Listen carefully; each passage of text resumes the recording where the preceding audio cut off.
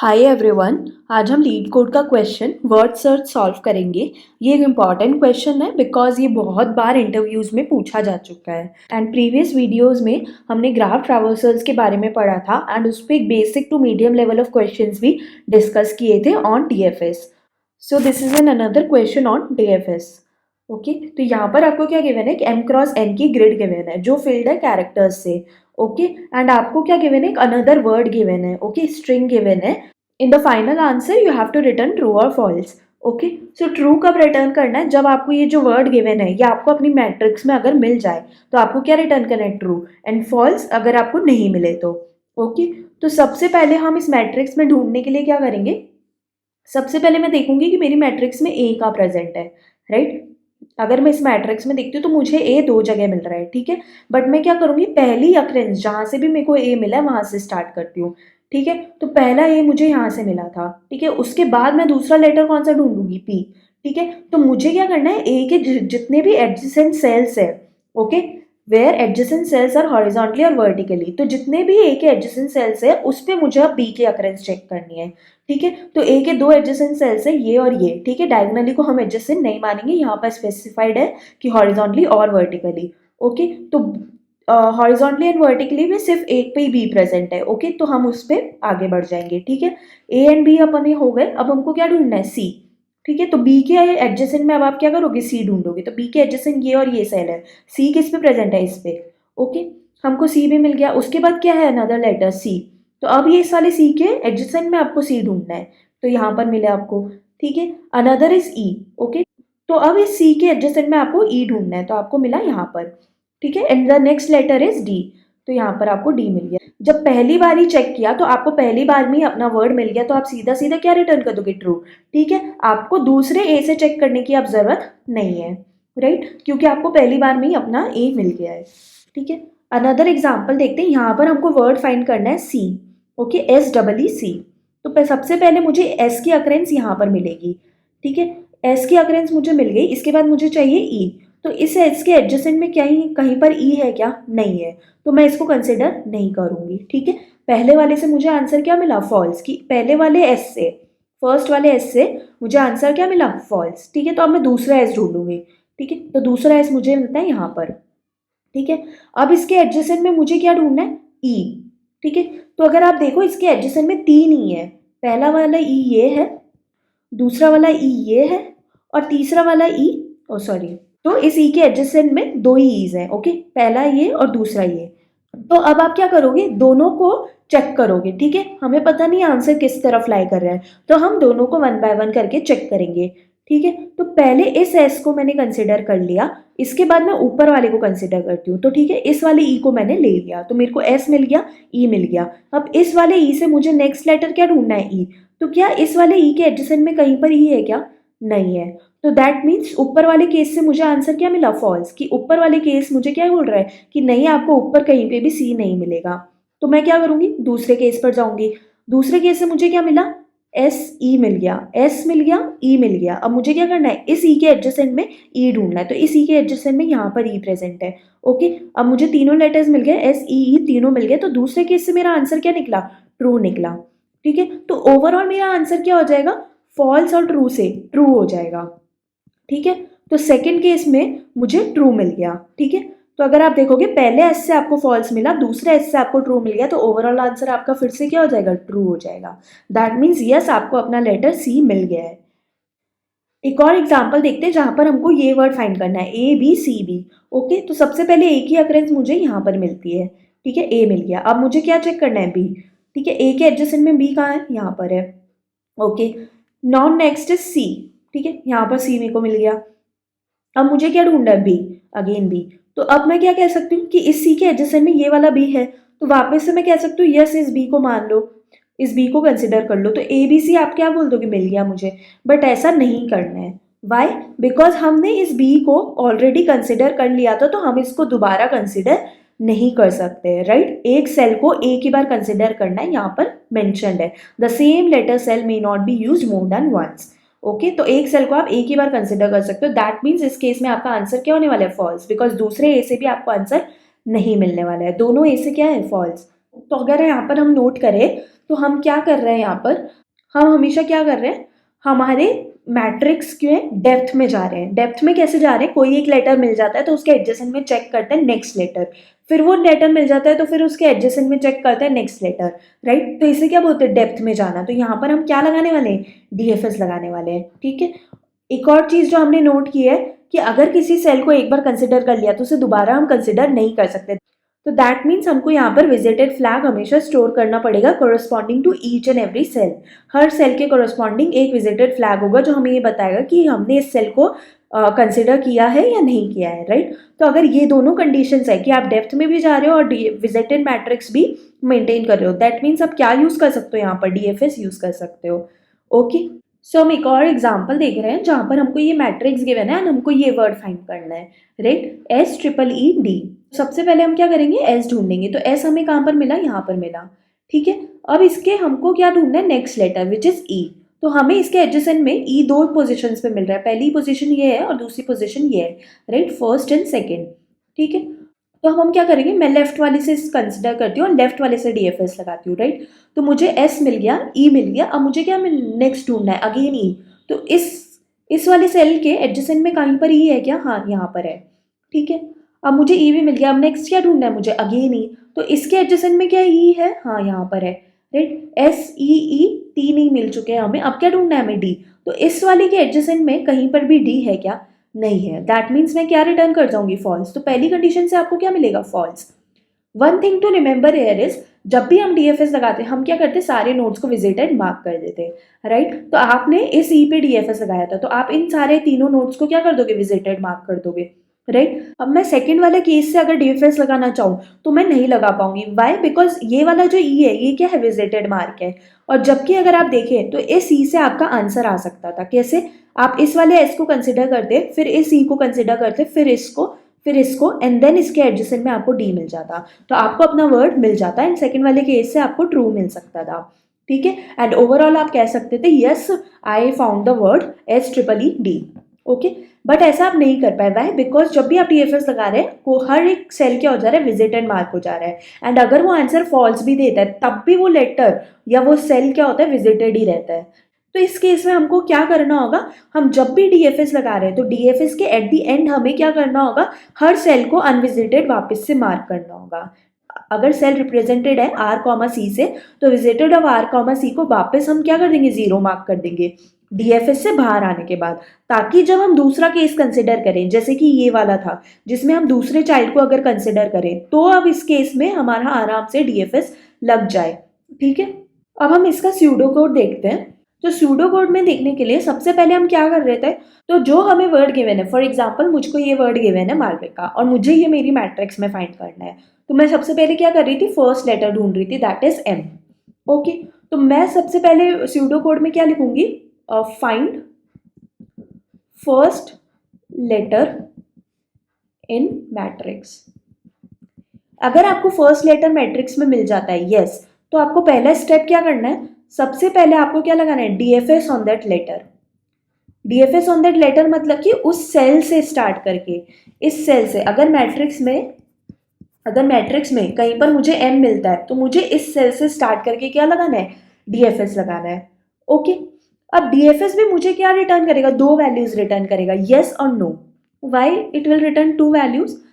तो सपोज अगर इस वाले एम की स्टार्टिंग करने से मान लीजिए आपका मालविका नहीं बन रहा है तो आपको क्या रिटर्न करना चाहिए, फॉल्स। तो दैट मीन्स आपको क्या करना चाहिए, दूसरे सेल में एम को ढूंढना चाहिए, राइट। यही करेंगे तो हो सकता है आपका डीएफएस दो वैल्यूज रिटर्न करे, that one is true and one is false, okay. अगर वो ट्रू रिटर्न कर रहा है जैसे कि हमने यहाँ पर देखा था, ठीक है, सेकेंड केस में जैसे कि हमने देखा था, इस वाले एस से हमको क्या मिल रहा था, फॉल्स, मतलब कि हमने मैट्रिक्स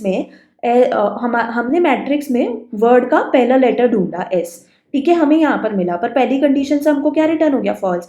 यहाँ से स्टार्ट करने से वर्ड नहीं बन रहा था, राइट। तो हमने क्या रिटर्न किया, फॉल्स। बट हम क्या करते रहे, फिर से चेक करते रहे कि मैट्रिक्स में कहीं और एस प्रेजेंट है या नहीं है, राइट। और पहले केस में हमको पहली बार में ही क्या मिल गया था, ट्रू मिल गया था। तो अगर हमें ट्रू मिल जाए तो हमें क्या रिटर्न करना है, डायरेक्टली अगर हमें ट्रू मिल जाए तो रिटर्न ट्रू, ठीक है। अगर हमें वर्ड नहीं मिले तो हमें क्या करना है, कंटिन्यू। Y continue? क्योंकि हमें और भी अकरेंसेस ढूंढनी चाहिए हमारे फर्स्ट लेटर की, राइट। एट द एंड आप क्या रिटर्न कर दोगे, false. After checking all the occurrences of M, अगर आपको एक बार भी ऐसा हुआ कि आप इस पॉइंट तक नहीं पहुंच पाए, दैट मीन्स आपकी पूरी मैट्रिक्स में आपने सारी अकरेंसेज एम से चेक कर लिया और कहीं से भी वर्ड नहीं बन रहा है, ठीक है, तो आपको एंड में क्या रिटर्न कर देना चाहिए, फॉल्स। ओके, अगर वर्ड बन रहा होता तो आप इसी पॉइंट से पूरे फंक्शन से रिटर्न कर जाते ट्रू। ओके, तो एंड में आप क्या रिटर्न कर दोगे, फॉल्स। ठीक है, अब हमें देखना है कि हम हमारा डीएफएस फंक्शन कैसे लिखेंगे। तो आपने देखा कि डीएफएस आपकी दो वैल्यूज रिटर्न कर रहा है, डीएफएस आपकी दो वैल्यूज रिटर्न कर रहा है, तो it will return boolean value. Okay, int boolean DFS. अब डीएफएस में आपको पता है सबसे पहले हम क्या देंगे, R comma C which represents a particular cell. ठीक है, आपका सेल किससे रिप्रेजेंट होता है, आई कॉमा जे से, तो वही वैल्यूज हम क्या देंगे अपने डीएफएस फंक्शन में देंगे एज अ पैरामीटर, ताकि हमें पता लगे कि किस सेल से हमको डीएफएस लगाना है। ठीक है, तो उसको मैंने मान लिया आर कॉमा सी, और एक वैल्यू होगी इंट इंडेक्स। Y index? ताकि आपको पता रहे कि वर्ड के कौन से इंडेक्स का लेटर मुझे अब ढूंढना है। ठीक है, आप जब डीएफएस लगा रहे हो तो बार बार आप क्या कर रहे हो, वर्ड पे ही हर एक इंडेक्स को चेक कर रहे हो। तो डीएफएस के टाइम मुझे पता रहना चाहिए कि मैं वर्ड का कौन से इंडेक्स ढूंढना चाह रही हूँ, राइट। तो स्टार्टिंग में इंडेक्सिंग हम कहाँ से स्टार्ट करेंगे, 1 से, बिकॉज 0th इंडेक्स वाला तो हमने ऑलरेडी फाइंड कर लिया है एंड तभी हमने उस पर डीएफएस चलाया है, राइट। इसलिए हम कहाँ से स्टार्ट करेंगे, यहाँ पे 1 से स्टार्ट करेंगे। तो सबसे पहले हम डीएफएस में क्या करते हैं, विजिटेड मार्क करते हैं। तो मैं विजिटेड कर दूंगी आर कॉमा सी को, इस सेल को मैं विजिटेड मार्क कर दूंगी, राइट। सेल को विजिट मार्क करने के बाद हम क्या करते थे, सारे चिल्ड्रंस को चेक करते थे। ठीक है, अगर आपको पता है एक सेल आई कॉमा जी है तो इसके 4 चिल्ड्रंस क्या हो जाएंगे, I plus 1 comma J, another children will be I minus 1 comma J, another will be I comma J minus 1 and another will be I comma J plus 1, right. ये इसके 4 children होंगे। तो चेक ऑल चिल्ड्रन, ठीक है, check all children. अब children check करने पे हम कब डीएफएस लगाते थे, जब वो चाइल्ड क्या हो, अनविजिटेड। ठीक है, पहली कंडीशन क्या होती थी, इफ चाइल्ड इज अनविजिटेड। ठीक है, एंड दूसरी कंडीशन क्या होनी चाहिए, जिस इंडेक्स की वैल्यू हम ढूंढ रहे हैं वो चाइल्ड में होनी भी तो चाहिए। दैट मीन्स अगर आप यहाँ पर देखो तो एस हमको मिला, ठीक है, पहला लेटर हमको एस मिल गया, उसके बाद हम क्या देख रहे थे, ई की अकरेंस। ठीक है, तो इंडेक्स की वैल्यू अभी मेरी क्या है, 1। ठीक है, दैट मीन्स मुझे ई ढूंढना है। तो आप क्या कर रहे हो, इसके एस के तो 4 चाइल्ड हैं, ए, एफ और ए। ठीक है, ये 3 इसके चाइल्ड्स हैं, बट इन तीनों पे क्या हम डीएफएस लगाएंगे, नहीं, मुझे जाने की जरूरत ही नहीं है, बिकॉज मैं कह सकती हूँ कि इनकी वैल्यूज क्या ई के बराबर नहीं है। दैट मीन्स मुझे उसी चाइल्ड पे जाना है जिसकी वैल्यू क्या हो, इस इंडेक्स की वैल्यू के बराबर हो, right. So that means value of child should be equals to आपके वर्ड पे इस इंडेक्स पे जो वैल्यू है उसके बराबर होनी चाहिए। तभी आप क्या लगाओगे, अपने चाइल्ड पे डीएफएस लगाओगे। जब आप चाइल्ड पे डीएफएस लगाओगे तो अब आपको क्या करना है, आपको इंडेक्स वाला जो कैरेक्टर है वो मिल गया, तो अब आपको क्या करना है, नेक्स्ट कैरेक्टर चेक करना है। तो आप क्या कर दोगे, इंडेक्स प्लस 1 कर दोगे, राइट। हम यही कर रहे थे। और एक चीज जो हमने देखी थी कि हमें क्या करना है, डीएफएस के बाद विजिटेड को वापस से क्या करना है, अनविजिटेड। तो यहाँ पर मैं क्या करूंगी, विजिटेड ऑफ आर कॉमा सी को वापस से क्या मार्क कर दूंगी, अनविजिटेड। जब हमें वर्ड में हमने एक एक इंडेक्स वाले कैरेक्टर्स चेक कर लिए एंड अब हम लास्ट इंडेक्स पे आ गए। ठीक है, लास्ट इंडेक्स भी हमको मिल गया, तो फिर हम उसके बाद चेक करेंगे। तो उसके बाद हमको क्या चेक करने की जरूरत है, नहीं है जरूरत, बिकॉज हमें क्या मिल गए, सारे लेटर्स ऑलरेडी मिल चुके हैं मैट्रिक्स में। तो दैट मीन्स अगर आपके इंडेक्स की value, if your index value becomes equals to your word length, at that point you have to return true. Okay, तो ये आपकी बेस कंडीशन हो गई। ठीक है, जैसे ही आपको पूरा वर्ड अपना मैट्रिक्स में मिल गया वैसे ही आपको और डीएफएस लगाने की जरूरत ही नहीं है, राइट। तो आप यहाँ पर एंड कर जाओगे। अब एक इंपॉर्टेंट पॉइंट यहाँ पर क्या है, सपोज मैंने एस वाले एस को कंसिडर किया था, ठीक है, और इसके बाद मुझे क्या, 2 चिल्ड्रन मिले थे जिस पर ई प्रेजेंट हो, पहला ये ई था और दूसरा ये ई था, राइट। पहले वाले ई से मुझे क्या कंडीशन मिली थी, फॉल्स। ठीक है, एंड दूसरे वाले ई से मुझे ट्रू, दैट मीन्स कि हाँ वर्ड एग्जिस्ट करता है, राइट।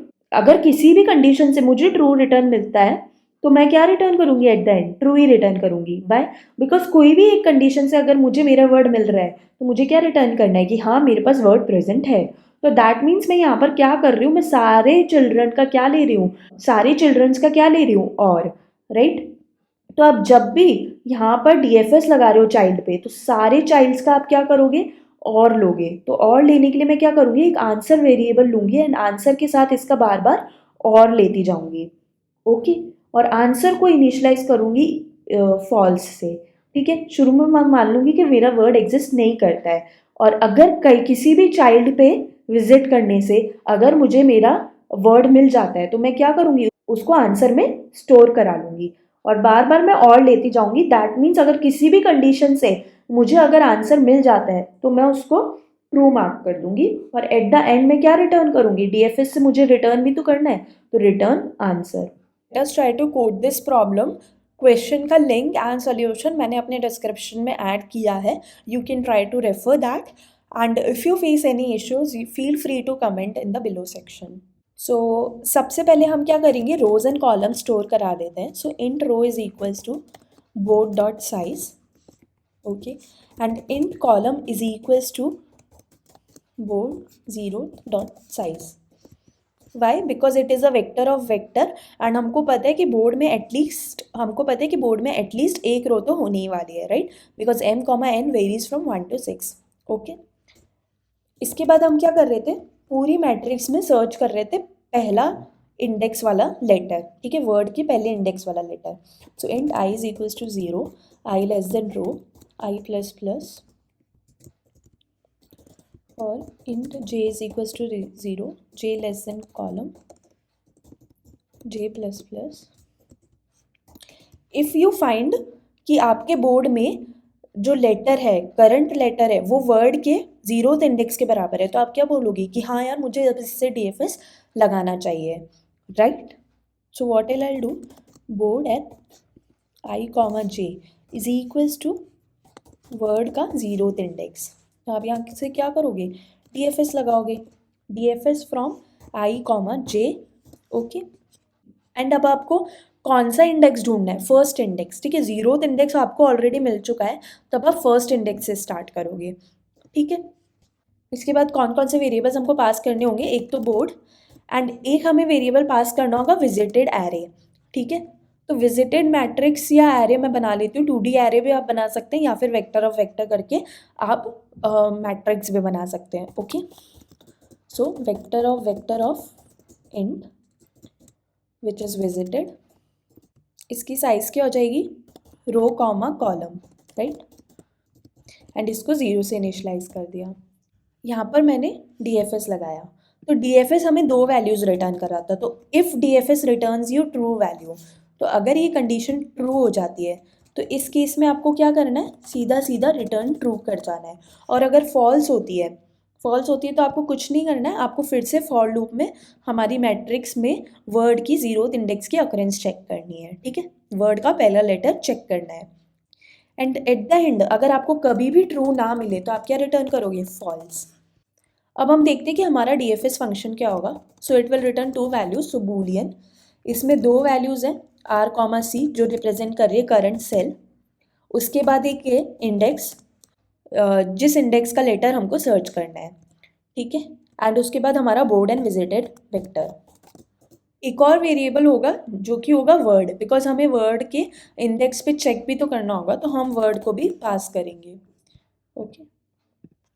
सो स्ट्रिंग वर्ड, सबसे पहली कंडीशन हमारी क्या थी, हमने देखा था कि if index is equals to word dot length, इस केस में हमको क्या कर जाना चाहिए, रिटर्न ट्रू, दैट मीन्स हमारे सारे लेटर्स हमें मैट्रिक्स में मिल चुके हैं and we have to return true. उसके बाद हमें क्या करना था, उस करंट सेल को विजिटेड मार्क करना था, राइट। उसके बाद सारे चिल्ड्रंस पे जाना था, तो हमने देखा था चिल्ड्रन 4 हो सकते हैं किसी भी सेल के, चारों डायरेक्शन में, तो हम चारों डायरेक्शंस को पहले इनिशलाइज कर देंगे बाय वेक्टर ऑफ वेक्टर। इसको इनिशलाइज करेंगे 1, 0, -1, 0, 0, 1 एंड 0, -1, राइट। चारों डायरेक्शंस पे इटरेट करेंगे क्योंकि वही 4 चिल्ड्रन हो सकते हैं किसी भी सेल के, ठीक है। तो नया चिल्ड्रन क्या बन जाएगा, int x1 is equals to r plus direction at ith index का 0th एलिमेंट, एंड y1 क्या बन जाएगा, c प्लस डायरेक्शन का ith एलिमेंट का फर्स्ट इंडेक्स का एलिमेंट। तो यहाँ से आपको अपना चाइल्ड मिल जाएगा, ठीक है।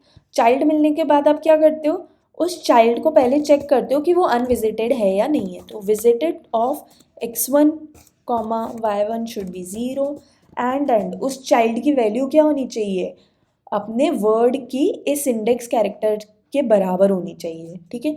सो वर्ड के इस इंडेक्स पे जो भी कैरेक्टर प्रेजेंट होगा उसके बराबर, दैट मीन्स चाइल्ड वैल्यू। तो child board of x1, y1, ठीक है। अगर ये बराबर है तो आप क्या करोगे, DFS चलाओगे, राइट। तो यहाँ पर हम क्या कर रहे थे, एक बूलियन वेरिएबल ले रहे थे, boolean answer which is equals to by default false, ठीक है। एंड हर चाइल्ड पे हम और कर रहे थे, हर चाइल्ड के साथ और ले रहे थे। तो और आंसर और is equals to DFS of child. अब DFS ऑफ चाइल्ड कैसे लगाएंगे, x1, y1, इंडेक्स।